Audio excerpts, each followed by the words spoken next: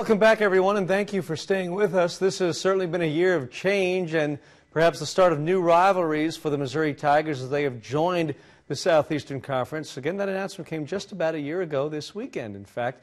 KOMU8's Andrew Carter shows you how even with a conference move, all is the same for Missouri in one way. Set!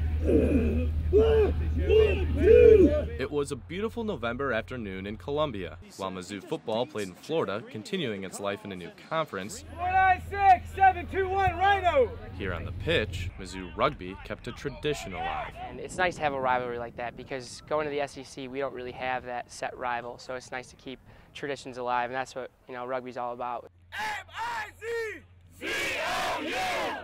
Rugby bragging rights may not carry the same weight as football or basketball, but for at least 2 hours, the Tigers and Jayhawks competed against each other. Even the Kansas players want the rivalry renewed.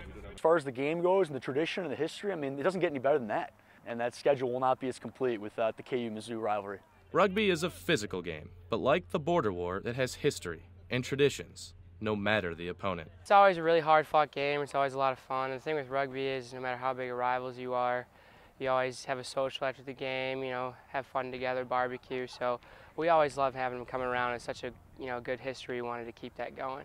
These players say the game is more important than a conference change, so it was easy coming together to demonstrate what happens during a match. Now, rugby might look like a confusing game, but one of the most distinguishing plays in all of rugby is the line out. When a ball goes out of bounds, it has to get back in play, and these guys are going to show you how it's done. See? It's just that easy. Mizzou ran past Kansas, a 70-26 blowout. It wasn't football, it wasn't basketball, but maybe, just maybe, rugby can remind these schools about the peace they had not long ago. Andrew Carter, KOMU8 Sports, Columbia. Wow, a big win for Mizzou. Thank you, Andrew, very much for that report.